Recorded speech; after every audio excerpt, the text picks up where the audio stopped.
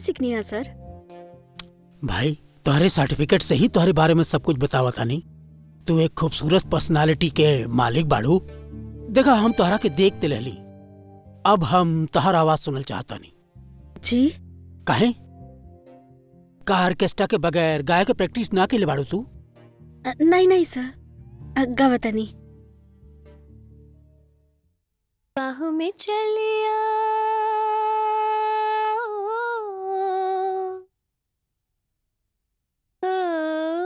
हमसे सनम क्या पर्दा, ओ हमसे सनम क्या पर्दा, ये आज का नहीं मिलन है संग ये उम्र भर का। भाई वाह, बहुत मीठा आवाज बा तोहार। तहार आवाज तो फिजा में रस घोर देहलस। Thank you. देखा आरती नाम बतौले राडू ना तू? आरती सर। आरती तो से पहले जो सिंगर रहे लोग के क्लब मूनलाइट 25,000 रुपया महीना के तनख्वाह देते रहे, लेकिन तोहर पर्सनालिटी और तोहर आवाज सुनने के बाद हम 30,000 रुपया तय कैले बानी। कहा नहीं सर, अब हम का कही। एक्चुअली सर हमरा की नौकरी की बहुत जरूरत रहे। थैंक यू सर। ठीक बा। सर हम कब से आई? कब से कहा? आज शाम के ही भाई। ओके सर, thank you so much. You welcome.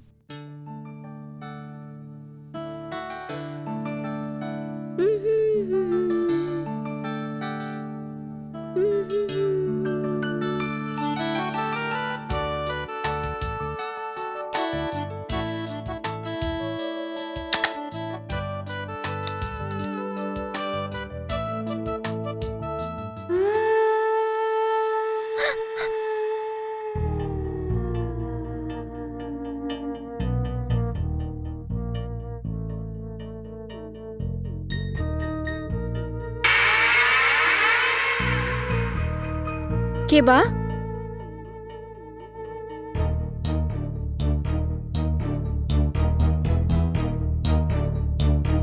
के बा ओइजा?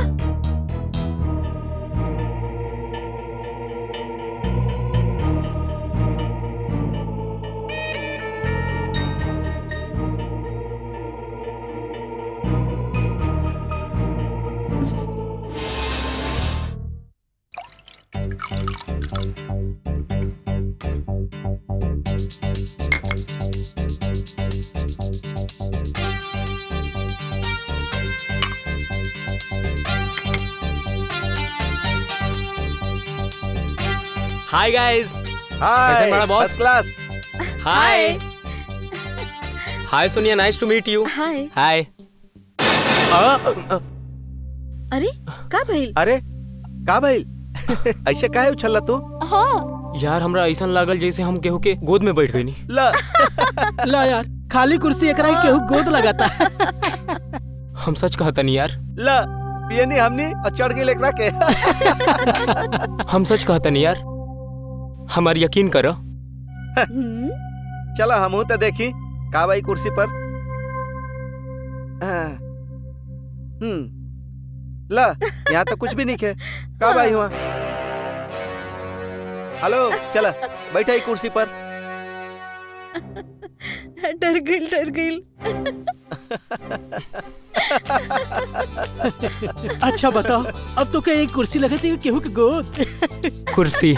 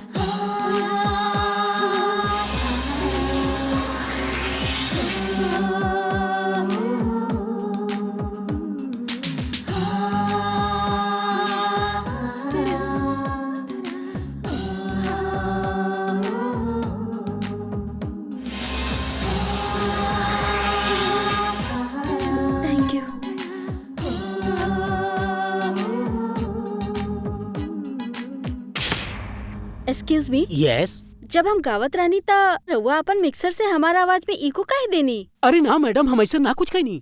आप कमाल कर दिली, यू आर वंडरफुल। एक साथ दो आवाज में आप कैसे गावेनी? Best of luck.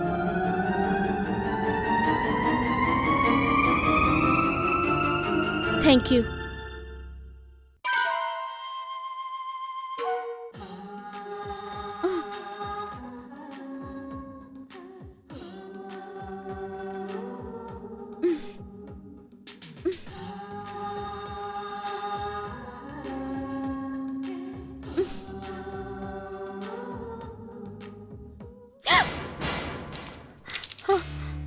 माँ, अरे आरती बेटी, ई देखा तोहार त बड़ा तारीफ छपल है पेपर में।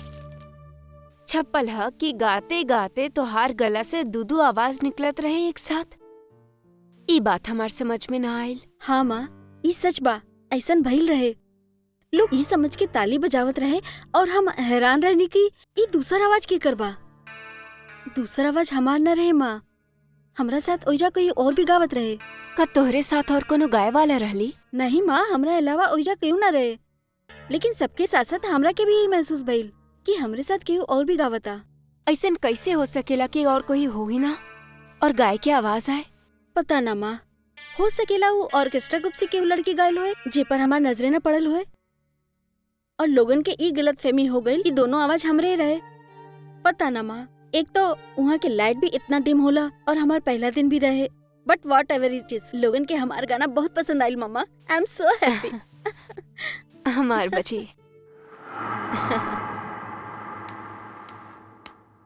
आरती, हाँ, ई तोहरा खातिर। ई सब काहे? काहे? तारा के पता नहीं कहाँ हंगामा हो गई। भाई तू तो एक रात में स्टार बन गए बाड़ू।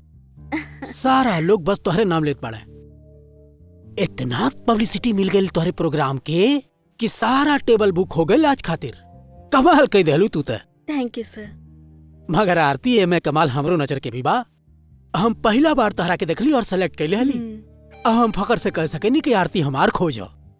अब तो अखबार वाले तोहरे साथ साथ हमरो इंटरव्यू ली हैं। अब तो तोहके हमार दावत कबूल करके पड़ी। दावत? हाँ भाई, जरा बैठल जाए, खाना वाना खाइल जाए, कुछ गपशप कैल जाए, कुछ और जानल जाए तोहरे बारे में।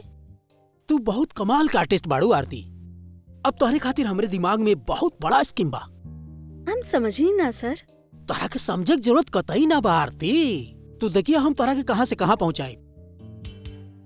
सर एक्चुअली। ओके ओके, हम समझ गए। तोहरे प्रोग्राम के वक्त होता है तो के तैयार भी हो के बा। ठीक बात, तू चला। Okay, bye bye. All the best.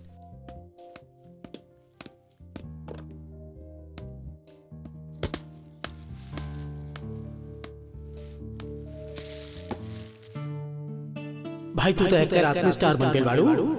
सारा लोग बस तोहरे नाम लेत बाड़े।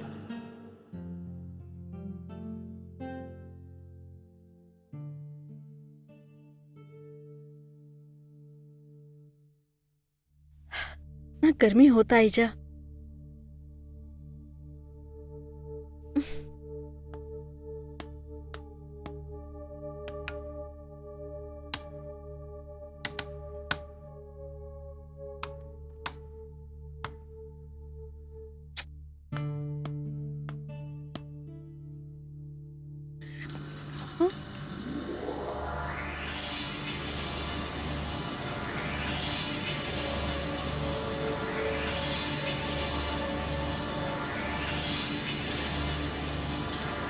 क्या होता?